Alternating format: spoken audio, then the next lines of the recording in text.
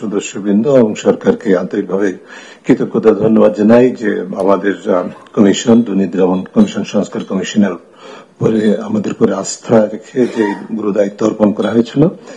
আমরা চেষ্টা করেছি আমাদের সাধ্যমতো মানুষের প্রত্যাশা পূরণের প্রতিফলনকারী একটি প্রতিবেদন তৈরি করার জন্য, এবং সেই লক্ষ্যে অন্য সংস্কার কমিশনের মতোই আমরা যথাযথ গবেষণা এবং জনসম্পৃক্ততা কার্যক্রম সম্পন্ন করে আমাদের প্রতিবেদন শেষ সম্পন্ন করেছি এবং আজকে জমা দিতে পেরে আমরা কৃতজ্ঞতা ধন্যবাদ জানাই। এবং একই সাথে আমার কমিশনের সম্মানিত সদস্যবৃন্দ যারা অত্যন্ত পরিশ্রম করে আমার সাথে আমার প্রেশারকে বেয়ার করে, চাহিদাকে মিট করে তারা আমার সাথে সহযোগিতার মাধ্যমে কাজ করেছেন, সবাইকে ধন্যবাদ জানাই। মন্ত্রিপরিষদ সচিবালয় থেকে আমরা পর্যাপ্ত সহযোগিতা পেয়েছি, যখন যেভাবে চেয়েছি সেটা পেয়েছি, তাদেরকে ধন্যবাদ জানাই। আমি খুব সংক্ষেপে আমাদের যে প্রতিবেদনটি সেখানে 47টি মোট সুপারিশ আছে, সেগুলোর মধ্যে থেকে উল্লেখযোগ্য কয়েকটি বিষয় যেগুলো মোটা দাগে স্ট্র্যাটেজিক বা কৌশলগত, সেগুলোর উপরে আমরা গুরুত্ব দিয়ে কয়েকটি বিষয় উত্থাপন করছি সংক্ষেপে। প্রথমে হচ্ছে যে আমরা যে বিষয়টি দেখেছি সেটা হচ্ছে যে দুর্নীতি দমন কমিশনের মতো প্রতিষ্ঠান কোন দেশে একক মতো বাংলাদেশেও এককভাবে দুর্নীতি নিয়ন্ত্রণ করতে পারে না। তার উপরে কেন্দ্রীয় দায়িত্ব দুর্নীতি নিয়ন্ত্রণের, কিন্তু তার জন্য একটা উপযোগী রাষ্ট্রীয় এবং সামাজিক পরিবেশ লাগে। পুরো রাষ্ট্র এবং সমাজকে সম্পৃক্ত করতে হয় দুর্নীতিবিধি অবকাঠামোতে। সেই বিবেচনায় আমরা প্রাথমিকভাবে বেশ কিছু গুরুত্বপূর্ণ প্রস্তাবনা করেছি আমাদের দেশের অভিজ্ঞতা বৈশ্বিক চর্চার উপর নির্ভর করে। তার মধ্যে অন্যতম হচ্ছে যে আমরা আমাদের সংবিধানের 20(2) অনুচ্ছেদ যেটি আছে সেটাকে সংশোধন করতে চাই। সেটি হচ্ছে যে সেখানে সুনির্দিষ্টভাবে ক্ষমতার অপব্যবহারের বিরুদ্ধে সাংবিধানিক একটা অঙ্গীকার, অর্থাৎ রাষ্ট্রীয় এবং আইনি ক্ষমতাটাকে অপব্যবহার করে ব্যক্তিগত স্বার্থে সুবিধা অর্জনে যে ধারা প্রতিষ্ঠিত হয়েছে বাংলাদেশে, সেটাকে তার বিরুদ্ধে একটা সাংবিধানিক অঙ্গীকার লাগবে। যেটা সুযোগ আমাদের সংবিধানে আছে, 20(2) অনুচ্ছেদে এই সম্পর্কিত অনুপার্জিত আয় অবৈধ বিষয়টি ঘোষণা করা আছে। এর সাথে আমরা এই বিষয়টি জোরালোভাবে সংযুক্ত করতে চাই সুনির্দিষ্টভাবে। দ্বিতীয় যেটি সেটি হচ্ছে আমাদের বাংলাদেশে কোনো জাতীয় দুর্নীতি বিরোধী কৌশল নাই, কোনো নীতিমালা নাই। আমরা প্রস্তাব করছি, জোরালোভাবে সুপারিশ করছি যে একটি কৌশল প্রণয়ন করতে হবে যার মধ্যে এই যে রাষ্ট্রীয় এবং সামাজিক কাঠামোকে শুধু দুর্নীতি বিরোধী শুধু প্রত্যয় না, সক্ষমতা বৃদ্ধির জন্য যে অঙ্গীকারগুলো দরকার, দায়িত্ব এবং কর্তব্য সেটি নির্ধারণ করা, বিশেষ করে সকল রাষ্ট্রীয় এবং অরাষ্ট্রীয় প্রতিষ্ঠান এবং ক্ষেত্রে সেটির জন্য প্রযোজ্য হবে।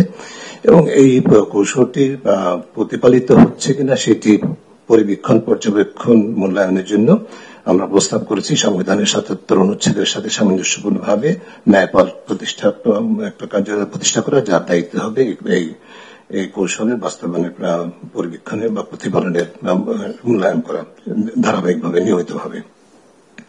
এরপরে যে বিষয়টি আমরা জোরালোভাবে সুপারিশ করেছি সেটি হচ্ছে যে বৈধ আয়ের সাথে অসামঞ্জস্যপূর্ণ সম্পদ, অর্থাৎ সাধারণত যেটি বলা হয় কালো টাকা বৈধতা দেওয়ার যে বাৎসরিক রীতি আমাদের রাষ্ট্রীয় বা সরকারি ভাবে প্রতিষ্ঠিত করা হয়েছে বাংলাদেশে, সেটি চিরতরে বন্ধ করতে হবে। এরপরে রাষ্ট্রীয় এবং আইনি ক্ষমতার অপব্যবহারের অন্যতম যে আইনি সক্ষমতার ঘাটতি বাংলাদেশে, সেটা হচ্ছে যে আমাদের দেশে কোন স্বার্থের দ্বন্দ্ব নিরসন প্রতিকার আইন নাই। আমাদের এই ধরনের একটা আইন প্রণয়ন করতে হবে যার মাধ্যমে ব্যক্তিগত পরিচয় বা সম্পৃক্ততার দ্বারা প্রভাবিত হয়ে যে রাষ্ট্রীয় ক্ষমতা বা সরকারি ক্ষমতার অপব্যবহারের সুযোগ নেওয়া হয় সেটাকে রহিত করা যাবে এবং নিয়ন্ত্রণ করা যাবে। এরপরে একটি গুরুত্বপূর্ণ খাত যে বিষয় সেটি যেটি সাম্প্রতিকভাবে বিশেষভাবে আলোচিত হয়েছে, আমরা দীর্ঘদিন পর্যবেক্ষণ করেছি আমাদের দেশে যে বড় ধরনের দুর্নীতি হয়, অর্থ পাচার হয়, লুণ্ঠন হয়। বিশেষ করে অর্থ পাচার, যে আলোচিত অর্থ পাচারের ঘটনাগুলো সেটি যে মাধ্যমে হয়েছে সেটা হচ্ছে যে বেনামী কোম্পানি বা প্রতিষ্ঠানের বেনামী মালিকানা। এই বিষয়টিকে প্রতিহত করার জন্য আমরা বিভিন্ন দেশের চর্চার সাথে সামঞ্জস্য রেখে আমাদের দেশে সকল প্রকার কোম্পানি, ট্রাস্ট এবং ফাউন্ডেশন বা এই জাতীয় প্রতিষ্ঠানের প্রকৃত মালিকানা, চূড়ান্ত মালিকানা তথ্য প্রকাশযোগ্য এবং একটি রেজিস্টার হবে, সেই রেজিস্টারে পাবলিকলি অ্যাক্সেসেবল হবে, এরকম একটি আইন এবং রেজিস্টার প্রণয়নের আমরা পরামর্শ সুপারিশ দিচ্ছি। আমার পার্শ্ববর্তী কমিশন, নির্বাচন কমিশনের যে প্রস্তাবনা, নির্বাচন সংস্কার কমিশনের প্রস্তাবনার সাথে সামঞ্জস্যপূর্ণ কিছুটা সাংবিধানিক সংস্কার কমিশনের সাথেও, সেটি হচ্ছে আমরা রাজনৈতিক এবং নির্বাচনী অর্থায়নে স্বচ্ছতা এবং জবাবদিহিতা নিশ্চিত করতে চাই এবং সেই লক্ষ্যে নিশ্চিত করা হোক, সেই লক্ষ্যে কতগুলো সুনির্দিষ্ট পরামর্শ আমরা উপস্থাপন করেছি। আমি বিস্তারিত যাচ্ছি না। এরপরে বিশেষ করে সাধারণ মানুষের দৈনন্দিন জীবনে দুর্নীতির যে প্রভাব, সেটাকে নিয়ন্ত্রণের জন্য আমরা সকল প্রতিষ্ঠানে, বিশেষ করে সেবামূলক খাতে, সরকারি এবং বেসরকারি খাতে, বিশেষ করে যেমন থানা, নিবন্ধন কর্তৃপক্ষ, রাজস্ব কর্তৃপক্ষ, পাসপোর্ট এবং বিভিন্ন স্বাস্থ্য, শিক্ষা, এই ধরনের খাতগুলোতে, সেবা খাতগুলোকে এন্ড টু এন্ড অটোমেশন করতে হবে, পুরোপুরি অটোমেশন সম্পন্ন করতে হবে। কিছু কিছু বিষয় আছে যার মধ্যে আমি বিস্তারিত না গিয়ে আরো কয়েকটি আন্তর্জাতিক উদ্যোগের সাথে আমাদের সম্পৃক্ততার বিষয় বলছি, যেমন common reporting standard, open government partnership, এবং বেসরকারি খাতে অবৈধ লেনদেন আইনিভাবে নিষিদ্ধ করার বিষয়টি বা অপরাধ হিসেবে চিহ্নিত করার বিষয়গুলি, যেগুলো জাতিসংঘের আন্তর্জাতিক দুর্নীতি বিরোধী কনভেনশনের সাথে আমাদের সদস্য রাষ্ট্র হিসাবে আমাদের বাধ্যবাধকতা আছে সেগুলো। এরপরে খুব সংক্ষেপে দুদকের বিষয়ে সরাসরি যে বিষয়গুলো আমরা বলতে চাই, সেটা হচ্ছে দুদককে আমরা সাংবিধানিক স্বীকৃতি দিতে হবে। এটি সাংবিধানিক স্বীকৃতি পায়নি, এটা সংবিধিবদ্ধ প্রতিষ্ঠান হিসেবে আছে, যেটি আমরা মনে করি খুব গুরুত্বপূর্ণ একটি বিষয় বাদ পড়েছে, এটা করতে হবে।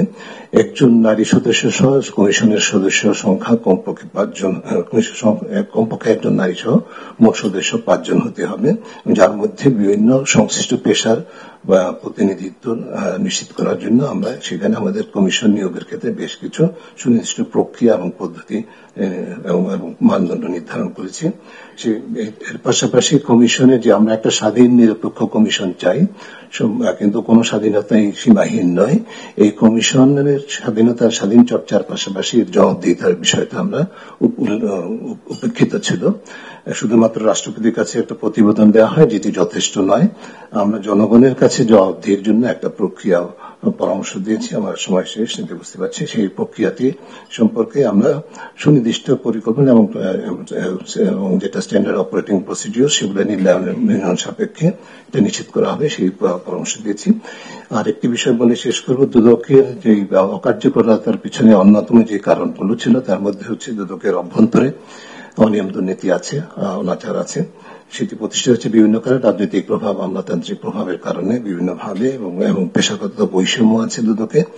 এই বিষয়কে নিয়ন্ত্রণ করার জন্য আমরা সুনির্দিষ্ট বেশ কিছু পরিকল্পনা প্রস্তাবনা করেছি, যার মধ্যে অন্যতম হচ্ছে দুদকের যারা বর্তমান কর্মীদের মধ্যে যাদের বিরুদ্ধে দুর্নীতির অভিযোগ আছে, অনাচারের অভিযোগ আছে, তাদেরকে একটা বিশেষ উচ্চ ক্ষমতা সম্পন্ন টাস্কফোর্সের মাধ্যমে তাদেরকে অপসারণ করতে হবে, জবাবদিহির আয়ত্তে আনতে হবে বিচারিক প্রক্রিয়ার মাধ্যমে। পাশাপাশি দুদকের আমরা এমন একটা প্রতিষ্ঠান চাই যার মধ্যে যারা কর্মী হিসাবে থাকবেন সকল পর্যায়ে, তাদের এক ধরনের সেন্স অফ ওনারশিপ থাকবে, প্রাইড থাকবে যে তারা রাষ্ট্রীয় গুরুত্বপূর্ণ একটা প্রতিষ্ঠানে কাজ করছে। সেই জন্য যেরকম প্রণোদনার দরকার, সেই জন্য আমরা বিভিন্ন সুনির্দিষ্ট প্রস্তাবনা করেছি, ইনক্লুডিং হায়ার স্কেল, মানে বেতন ভাতার যে স্কেলটা, সেটা সরকারি স্কেলের তুলনায় কমপক্ষে দ্বিগুণ প্রস্তাবনা করেছি আমরা।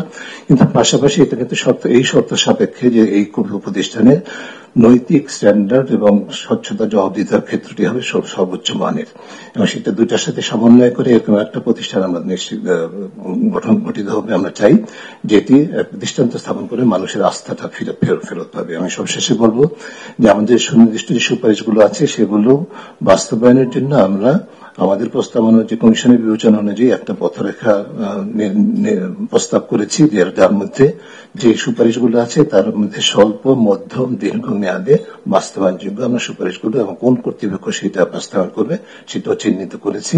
স্বল্প বলতে 6 মাসের মধ্যে, মধ্যম 18 মাস এবং দীর্ঘ মেয়াদ বলতে 48 মাসের মধ্যে আমাদের বিবেচনায় সমস্ত প্রস্তাবনাগুলি বাস্তবায়ন করা সম্ভব।